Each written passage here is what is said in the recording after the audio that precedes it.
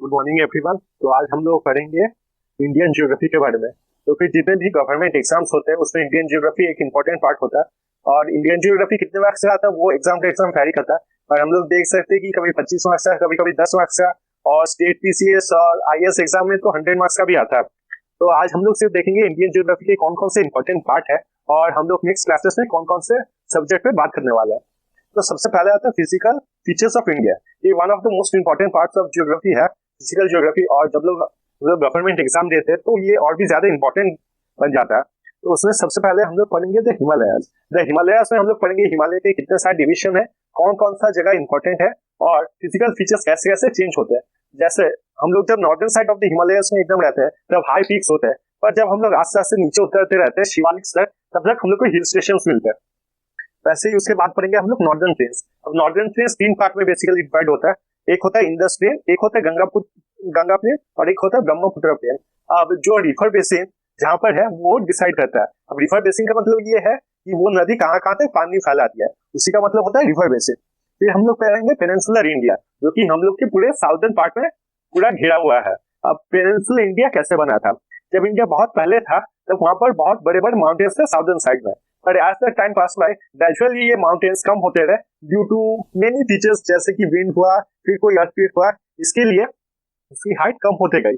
पर वो एक एलिवेटेड ग्राउंड रहा, मतलब जो नॉर्मल ग्राउंड रहता है उससे ऊपर रहा था, और उसी को पेनिनसुलर इंडिया बोला जाता है। पेनिनसुलर इंडिया काफी लंबा चैप्टर है, इसलिए हम लोग उसे दो पार्ट में पढ़ेंगे, पहला पार्ट और दूसरे पार्ट। उसके बाद हम लोग पढ़ेंगे द डेजर्ट्स ऑफ इंडिया। अब जब हम लोग बोलते हैं द डेजर्ट, हम लोग के दिमाग में सबसे पहला ख्याल आता है कि रेगिस्तान, और रेगिस्तान ख्याल आता है, ऊंट ख्याल आता है, ये सब। पर एक्चुअल में डेजर्ट्स दो प्रकार के होते हैं, एक होता है कोल्ड डेजर्ट और एक होता है हॉट डेजर्ट। कोल्ड डेजर्ट आपके आर्कटिक, एंटार्क्टिक ये सब जगह हो गए, और हॉट डेजर्ट होता है आपका जैसे डेजर्ट हम लोग सच में समझते हैं। और यहाँ पर क्योंकि हम लोग सिलेबस के अकॉर्डिंग पढ़ेंगे, तो इस डेजर्ट में हम लोग सिर्फ और सिर्फ पढ़ेंगे थार्ड डेजर्ट, जो कि इंडियन ज्योग्राफी का एक बहुत ही इंपॉर्टेंट पार्ट है। फिर हम लोग पढ़ेंगे the coastal plain. Coastal plain में है ये पेनिनसुलर इंडिया है, ठीक है। पेनिनसुलर इंडिया के साइड में जो जगह है, जो कि पेनिनसुलर इंडिया पे खत्म होता है, और इधर अरेबियन ओशियन और इधर बे ऑफ बंगाल में खत्म होता है। हम लोग ये जगह के बारे में पढ़ेंगे, ये कहाँ का कॉन्टिन्यूस है, कैसा वेदर है, फेमस कोस्ट जैसे कोरोमंडल कोस्ट, कोंकण कोस्ट कहाँ पर है, कहाँ नहीं है, ये सब देखेंगे द कोस्टल प्लेस में। आइलैंड्स तो आपको पता ही होगा, एक है आपका लक्षद्वीप और एक है आपका अंडमान और निकोबार। इसके सिवाय हम लोग दूसरे इंपॉर्टेंट आइलैंड्स भी देखेंगे, जैसे कि वेस्ट बंगाल में सागर island, Shri Harikota island, Abdul Kalam Azad island. उसके बाद आता है माउंटेन पासेस। अब जब कोई माउंटेन बनता है और उसमें से रिवर बीच में से चला जाता है, तो माउंटेन में एक रास्ता बना देता है, और ये रास्ता बहुत ही इंपॉर्टेंट हो जाता है। जैसे कि मान लीजिए हिमालयस को, मान लीजिए हिमालयस के बीच में से इंडस चला गया, तो फिर एक रास्ता बना देता है, और ये रास्ता दो इंपॉर्टेंट जगहों को जोड़ता है, तो इंपॉर्टेंट सिटीज को जोड़ता है, इसे ही हम लोग पास बोलते हैं। और ग्लेशियर्स, ग्लेशियर्स तो आपको पता ही होंगे, बर्फ पहाड़ के नीचे जमते रहता है, और इस बर्फ की खासियत होता है ये कभी पिघलता नहीं है, ये कभी पानी नहीं बनता। ये थाउजेंड्स ऑफ ईयर्स ऐसे बर्फ के फॉर्म में रहा था, और रहते रहते ये बहुत सख्त हो गया, और इसे ग्लेशियर्स कहते हैं। ग्लेशियर जैसा कि आपको पता ही होगा, सियाचिन ग्लेशियर, अभी बहुत सारे इंपॉर्टेंट ग्लेशियर्स है जो कि ज्योग्राफिकल पॉइंट से इंडिया के लिए काफी जरूरी है। उसके बाद हम लोग पूरा पढ़ेंगे political features of India. Political features में हम लोग देखेंगे इंटरनेशनल बॉर्डर्स, जो इंडिया है उसके इंडिया के आसपास कौन कौन सा है। जैसे देखिए, एक साइड पे तो है अरेबियन ओशन, इंडियन ओशन, बाकी बांग्लादेश, सिक्किम, भूटान, चाइना, पाकिस्तान, और कौन कौन सी कंट्रीज है। और क्या आपको पता है जम्मू एंड कश्मीर का नॉर्थ साइड में एक जगह अफगानिस्तान से भी लग जाता है। तो हम लोग पढ़ेंगे कौन कौन से नेबरिंग कंट्रीज है हमारे, कौन कौन से स्टेट उसके साथ बाउंड्रीज बनाती है, स्टेट बॉर्डर्स। अब जब हम इंटरनेशनल बॉर्डर्स पढ़ लेंगे, उसके बाद हम लोग स्टेट बॉर्डर्स देखेंगे, कौन सा स्टेट का सबसे ज्यादा अलग स्टेट के साथ बॉर्डर है, कौन सा स्टेट का सबसे ज्यादा दूसरे देशों के साथ बॉर्डर है, ये सब हम लोग देखेंगे। फिर आता है एक्सट्रीम्स। एक्सट्रीम मतलब इंडिया की कौन कौन सा साइड है, नॉर्दर्न मोस्ट साइड क्या है, साउदर्न मोस्ट साइड क्या है, वेस्टर्न और ईस्टर्न मोस्ट साइड क्या है। इसमें एक नोटिस करने वाली बात है, जो हम लोग मैप देखते हैं उसके दो पार्ट होते हैं, एक होता है मेनलैंड और एक होता है टोटल, ठीक है। मेनलैंड होता है कन्याकुमारी तक, ठीक है, और टोटल में हम लोग अंडमान और निकोबार भी इंक्लूड करते हैं, तो उसको बोलते हैं हम लोग टोटल लैंड, ठीक है। उसके बाद हम लोग देखेंगे latitudinal and longitudinal extent. Latitudinal longitudinal extent में देखेंगे हम लोग इंडियन स्टैंडर्ड टाइम जो होता है उससे 72.5 क्यों लेते हैं, दूसरा कुछ क्यों नहीं लेते हैं। Tropic of Cancer, Tropic of Capricorn कहाँ से निकलता है, कहाँ से नहीं निकलता है, क्योंकि साउदर्न साइड में ज्यादा गर्मी होता है more than the northern side. ये सब हम लोग देखेंगे in the longitudinal and latitudinal extent जब पढ़ेंगे। फिर आते हैं इस पे रिवर्स। रिवर्स में हम लोग देखेंगे ड्रेनेज पैटर्न। एक रिवर के बहने का बहुत तरीका है, जैसे कि मैं एग्जांपल देता हूँ, गंगा जो बहता है वो एक ब्रांच के तरह बहता है, हर एक जगह पे फैल जाता है, और उसकी जो ट्रिब्यूटरीज है वो भी मिलती है, वो भी एक ब्रांच की तरह मिलती है। पर अगर हम लोग देखें नर्मदा, सोन, ये सब, तो ये सब एक पर्टिकुलर जगह से निकलती है और फिर जाके ओशियन में मिल जाती है। तो इसका ड्रेनेज पैटर्न सब अलग अलग होता है। तो ड्रेनेज पैटर्न क्या क्या है वही हम लोग पढ़ेंगे इसमें। फिर पढ़ेंगे इंडस के बारे में, इंडस के कौन कौन से ट्रिब्यूटरीज है, इंडस कहाँ से स्टार्ट हुआ, कहाँ पर खत्म हुआ, कैसे कैसे इंपॉर्टेंट है, कौन कौन से इंपॉर्टेंट शहर इसके बगल में, वैसे ही गंगा और ब्रह्मपुत्र। फिर हम लोग पढ़ेंगे पेनिनसुलर रिवर्स। पेनिनसुलर रिवर्स मतलब साउथर्न रिवर्स। और साउथर्न रिवर्स का एक इंटरेस्टिंग बात यह है कि वो बहुत स्पीड में निकलते हैं, और इंडिया के जितने फेमस वाटरफॉल्स और जो भी है वो सब ज्यादातर आपके साउथ इंडिया में मिलेंगे, क्योंकि वहां के जो रिवर्स है बहुत फास्ट चलते हैं अनलाइक द नॉर्दर्न रिवर्स। फिर हम लोग पढ़ेंगे डैम्स। अब रिवर्स जब पढ़ेंगे, रिवर पे कौन कौन सा डैम है, डैम से क्या अच्छा होता है, क्या बुरा होता है, डैम क्यों बनाया जाता है, कौन सा पहला डैम था, कौन सा सबसे ऊंचा डैम है, कौन सा सबसे ब्रॉड डैम है, ये सब पढ़ेंगे। फिर हम लोग पढ़ेंगे लेक्स। लेक्स आपको पता ही होगा लैंड एरिया में बनता है, पर इसके बहुत सारे टाइप है, जैसे कि कोई सॉल्ट लेक होता है, कोई होता है मीठे जल का लेक, तो यही सब पढ़ेंगे। वाटरफॉल्स जैसा कि मैंने बताया आपको ज्यादातर साउथ इंडिया में मिलेंगे कि वहाँ के रिवर्स काफी फास्ट चलते हैं, और जब वो समुद्र में आके मिलते हैं तब बहुत पर जगह वो वाटरफॉल्स बनाते हैं। उसके बाद हम लोग क्लाइमेट के बारे में पढ़ेंगे। अब एक इंटरेस्टिंग बात बताना मैं भूल गया, ये जो तीन चीज है, physical features of India, political और ये रिवर्स ऑफ इंडिया, ये आप लोग अगर देखेंगे तो फिर जो पीसीएस एग्जाम होते हैं और बड़े बड़े लेवल के एग्जाम होते हैं उसमें कम से कम 40 to 50% यहाँ से क्वेश्चन आ जाता है। आप अगर पिछले साल के क्वेश्चन पेपर्स देखेंगे, और हमेशा जब तैयारी करते हैं गवर्नमेंट एग्जाम्स के, तो फिर पिछले साल के क्वेश्चन पेपर देखने चाहिए। उसमें आप देखेंगे ज्यादातर जो क्वेश्चन है वो यहाँ से ही आता है। ये 3 चैप्टर्स है, तो ये 3 चैप्टर्स हम बहुत अच्छे से करेंगे। इस पे एमसीक्यू जो मल्टीपल चॉइस क्वेश्चन है वो सब भी प्रैक्टिस करेंगे, ताकि ये तीनों चैप्टर हमारे बहुत अच्छे तरीके से हो जाए। उसके बाद आते हैं हम लोग क्लाइमेट ऑफ इंडिया पे, और एक इंपॉर्टेंट पार्ट है जो क्लाइमेट ऑफ इंडिया, इसमें हम लोग देखेंगे वेस्टर्लीज। वेस्टर्लीज अगर मैं इंडिया का एक सेकेंड मैं इंडिया का मैप ले लेता हूँ, तो यहाँ पर वेस्टर्लीज और जो भी विंड्स है इसमें हम लोग पढ़ेंगे मेनली कि इंडिया में मानसून वेदर कैसे होता है। ठीक है, बारिश कौन कौन से विंड की वजह से आती है यहाँ पर, ये जानना बहुत ही इंपॉर्टेंट है, क्योंकि इंडिया एक ट्रॉपिकल मानसून क्लाइमेट बोला जाता है। जैसा कि आप लोग को पहले से पता होगा, अब ट्रॉपिकल तो आपको पता ही होगा कि ये बहुत करीब है ट्रॉपिक्स के, इसलिए इसे ट्रॉपिकल बोला जाता है। और मानसून क्लाइमेट इसलिए बोला जाता है कि पूरे साल कहीं ना कहीं इसके बारिश होते रहता है, तो इसे tropical monsoon type of climate बोला जाता है। अब एक इंडिया का मैप ले लेता हूँ ताकि मुझे समझाने में आसानी होगी। ये रहा आपका इंडिया का मैप, ये मैंने साइज थोड़ा बड़ा कर लिया, ठीक है। अब अगर हम लोग बात करें वेस्टर्लीज की, तो फिर वेस्टर्लीज हमारे मेडिटेरियन सी में से आते हैं। मेडिटेरियन सी आपका यूरोप में है। मेडिटेरियन सी से जब हवा चलती है और यहाँ पर आती है, तब अपने साथ थोड़ा मॉइस्चर ले आती है, तो इसके वजह से नॉर्दर्न स्टेट्स में और थोड़े नॉर्थ सेंट्रल स्टेट्स में बारिश होती है। जेट स्ट्रीम की वजह से मेनली बारिश नहीं होती है, पर एक ठंडा सा वेदर मेंटेन होता है नॉर्थ इंडिया में। अब जैसे जैसे वेदर चेंज होता है तो फिर समर आ जाता है, और समर की वजह से ट्रेड विंड्स यहाँ से जो बहती है वो अंदर आ जाती है और बारिश करती है। तो जो इस साइड से आती है, मतलब आपके वेस्टर्न घाट से, उसे हम लोग बोलते हैं साउथ वेस्ट विंड्स, और जो इधर से आती है उसे हम लोग बोलते हैं बे ऑफ बंगाल विंड्स। इसके वजह से बहुत सारी बारिश होती है। और हम लोग ये भी देखेंगे कि सबसे ज्यादा बारिश ये खासी हिल्स में क्यों होती है। खासी हिल्स जैसे कि चेरापूंजी, ये सब जगह हमेशा खासी हिल्स में होती है, और यहाँ पर बारिश सबसे ज्यादा होती है। अब आगे आपका rain shadow area. Rain shadow area मतलब एक पहाड़ और एक पहाड़ के दोनों साइड पे अलग अलग बारिश होती है।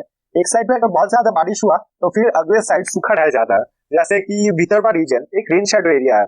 और एल नीनो और ला नीना वेदर कंडीशंस है, जिसकी वजह से हम लोग के इंडिया में बारिश डिफर होते रहती है, तो इसके बारे में भी पढ़ेंगे।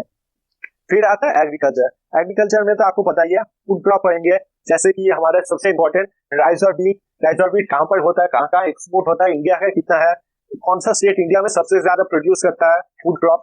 फिर देखेंगे ऑयल क्रॉप्स। ऑयल क्रॉप्स हो गए आपके सनफ्लावर, सेसेमी, जहाँ से ऑयल निकाला जाता है और ऑयल यूज किया जाता है। ये भी 2 प्रकार के होते हैं, एडिबल और नॉन एडिबल। फिर आते हैं कैश क्रॉप। कैश क्रॉप हो गया आपका टी, फिर आ गया कॉफी। कैश क्रॉप मतलब जो मेनली किया जाता है कल्टीवेशन ताकि बाहर सेल हो पाए, और पल्सेस तो आपको पता ही है डलहन, जो हम लोग के लिए बहुत जरूरी हो जाता है। फिर हम लोग पढ़ेंगे सॉइल के बारे में, सॉइल में क्या क्या रहता है, इंडिया के कौन से पार्ट में कौन सा सॉइल है, और ये सुटेबल है किस क्रॉप के लिए, कौन से क्रॉप के लिए क्या सुटेबल है, क्या डेफिशिएंट है, क्या उस प्लांट को चाहिए, और क्या वहां पे क्रॉप्स हो सकते हैं, और अगर क्रॉप्स हो सकते हैं तो कौन से क्रॉप्स हो सकते हैं। फिर हम लोग पढ़ेंगे मिनरल्स के बारे में। मिनरल्स के बारे में जब हम पढ़ेंगे तब हम लोग पढ़ेंगे फॉसिल फ्यूल।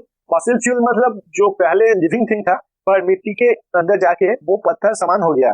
फिर पढ़ेंगे metallic, non metallic, non conventional energy. अब नॉन कन्वेंशनल एनर्जी वो होता है जो कन्वेंशनल मेथड से हम लोग यूज नहीं करते, मतलब जैसे कोयला हम लोग यूज करते हैं, और नॉन कन्वेंशनल जैसे विंड एनर्जी, ठीक है, फिर कहीं हद तक मान लीजिए हाइड्रो एनर्जी, ये सब बोला जाता है नॉन कन्वेंशनल। अब आ गया mineral belt of India. Mineral belt मतलब कौन कौन सा जगह खनिज के अनुसार सबसे ज्यादा इंपॉर्टेंट है इंडिया में। जैसे कि आपका एक मेजर एग्जांपल होती है छोटा नागपुर प्लेट्यू, जो इंडिया में रूट के नाम से जाना जाता है, RUHR, इंडिया में रूट के नाम से जाना जाता है। रूट एक्चुअली एक जगह है जर्मनी का जो कि मिनरल्स से बहुत रिच है, तो छोटा नागपुर एरिया में बहुत ज्यादा रिच है मिनरल्स की वजह से, तो इसे रूट ऑफ इंडिया बोला जाता है। अब हम लोग पढ़ेंगे इंडस्ट्रीज के बारे में। इंडस्ट्रीज काफी तरीके होते हैं, मेटलर्जिकल जैसे iron and steel industry, aluminium industry. फिर आता है टेक्सटाइल इंडस्ट्री जैसे कॉटन टेक्सटाइल, जूट टेक्सटाइल। फिर आ गए स्मॉल इंडस्ट्रीज जिसे बोला जाता है लघु उद्योग, जैसे बास्केट मेकिंग, ये सब। फिर आता है स्पेशल इकोनॉमिक जोन। और स्पेशल इकोनॉमिक जोन क्या होता है, कोई कोई एरिया रहते हैं जहां स्पेशली गवर्नमेंट दूसरे बड़े बड़े कंपनीज या फिर कंट्रीज से कॉन्टैक्ट करती है ताकि वो अपना इंडस्ट्री वहां पर सेटअप करे, और उन्हें सारे फैसिलिटीज दिए जाते हैं ताकि वो अपनी इंडस्ट्रीज वहां पर सेटअप करे। और जब इंडस्ट्री सेटअप होती है कुछ जगह पे तो नॉर्मल बात है वहां पर काफी मतलब डेवलपमेंट होता है।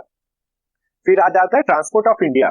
ट्रांसपोर्ट ऑफ इंडिया में हम लोग पढ़ेंगे रोड, रेल, रेल जो इंडिया की जान माना जाता है। फिर पढ़ेंगे एयर ट्रांसपोर्ट, मेट्रो, जो कि अभी के दिन में बहुत ज्यादा फेमस है, और अगर आप लोग मेट्रो से ट्रैवल किए हैं तो आपको पता होगा कि ये बहुत ही जल्दी होता है। हालांकि मेट्रो में भीड़ होता है, लेकिन आपको एक जगह से अगर दूसरे जगह जाना होगा तो मेट्रो बहुत जल्दी पहुंचा देता है। फिर आता है वाटरवेज। वाटरवेज इंडिया में इतने ज्यादा डेवलप नहीं है, पर इसका स्कोप बहुत ज्यादा है इंडिया में, और नॉर्दर्न इंडिया में तो बहुत ही ज्यादा है। नॉर्दर्न इंडिया में इसलिए ज्यादा बोल रहा हूँ क्योंकि यहाँ के जो रिवर्स है वो पेरेनियल है। पेरेनियल मतलब ये पूरे साल चलते हैं, और फर्क नहीं पड़ता आप कौन से मंथ में जाओगे, आपको पानी मिलेगा वहां पर। वाटरवेज के बाद पढ़ेंगे हम लोग फॉरेस्ट। फॉरेस्ट में हम लोग देखेंगे क्या क्या क्लासिफिकेशन है, कौन सा फॉरेस्ट कैसा है, जैसे कि एवरग्रीन फॉरेस्ट, डिसिडुअस फॉरेस्ट, ठीक है। फॉरेस्ट में क्या क्या मिलता है जो हम लोग के काम आता है, जैसे कि Honey, different types of food, क्योंकि आप अगर देखेंगे फर्नीचर होता है, जो दरवाजे होते हैं तो ज्यादातर वुड से बनाए जाते हैं, तो हम उसके बारे में पढ़ेंगे। फिर हम लोग पढ़ेंगे national park, wild life sanctuary और बायोस्फीयर रिजर्व। ये तीन क्या है, इन तीनों में डिफरेंस क्या है, और इंपॉर्टेंट जगह कौन कौन सा है इंडिया में।